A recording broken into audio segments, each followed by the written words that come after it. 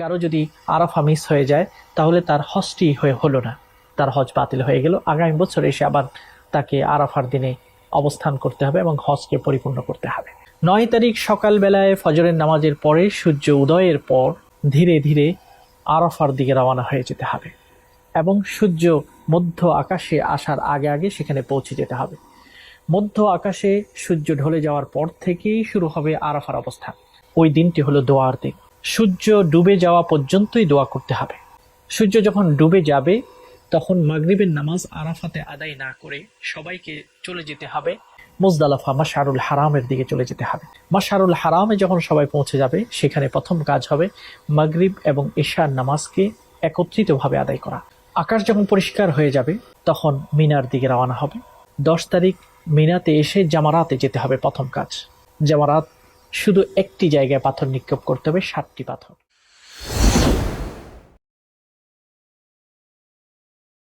হজের 5টি দিনের গুরুত্বপূর্ণ আমলগুলোকে আমরা সংক্ষেপে জেনে নিতে চাই।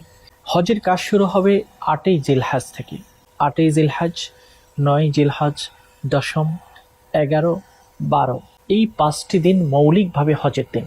8 তারিখ আমরা ফজরের নামাজের পরে আমরা চলে যাব মিনার দিকে এবং 8 তারিখকে বলা হয় ইয়াউমুত তারবিয়া।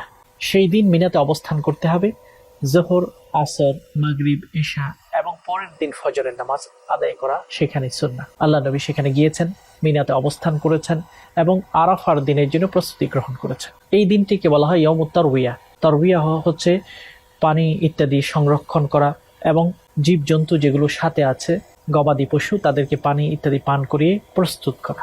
এরপর 9 তারিখ হলো মূল হজের দিন, কারণ আল হাজ্জু আলা আরাফা, আরাফাতে অবস্থান সেদিন করতে হবে এবং সেটাই হলো মেইন হজ, আসল হজ। কারো যদি আরাফা মিস হয়ে যায় তাহলে তার হজটি হলো না, তার হজ বাতিল হয়ে গেল। আগামী বছর এসে আবার তাকে আরাফার দিনে অবস্থান করতে হবে এবং হজকে পরিপূর্ণ করতে হবে।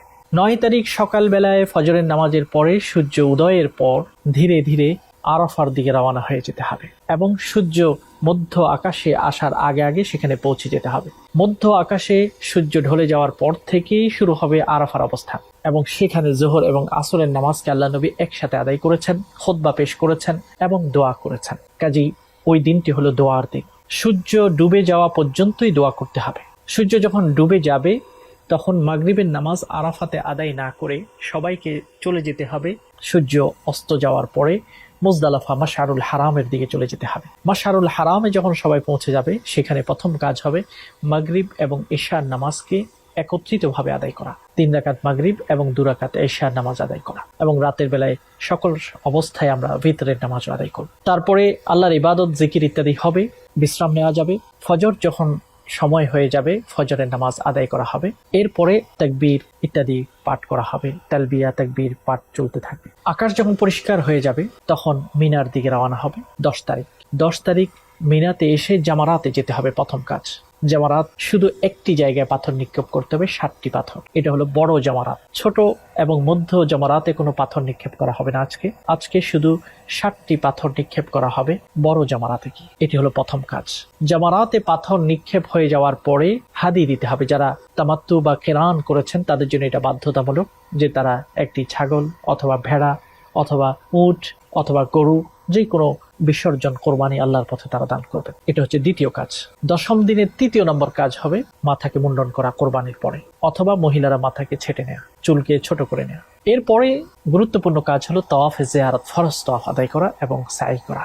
সেটার মাধ্যমেই আমাদের 10 তারিখের ইবাদতগুলো সমাপ্ত হবে। এরপরেই 11 তারিখ, 10 তারিখ রাতে আবার অবস্থান করতে হবে মিনাতে গিয়ে। 11 তারিখ মিনা থেকে এসে আবার জামারা করতে হবে 3টি জায়গায়।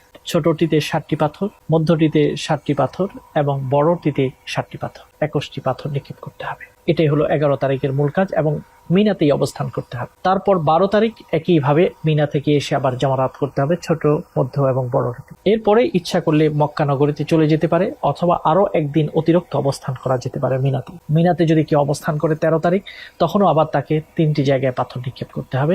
এরপরেই হজ সমাপ্ত হয়ে গেল। মক্কাতে ফিরে এসে তিনি স্বাভাবিকভাবে ইবাদত করবেন। আর যখন তিনি বিদায় হয়ে যাবেন, মক্কা ত্যাগ করবেন, তখন বিদায় তাওয়াফ তিনি করবেন, যেটা ওয়াজিব। এর মাধ্যমেই হজের মোটামুটি আমলগুলো আমাদের হয়ে গেল এবং এটাই হলো হজের কার্যক্রম। আল্লাহ রাব্বুল আলামিন সঠিকভাবে হজের কার্যক্রমগুলোকে আদায় করা তৌফিক যেন আমাদেরকে দান করেন।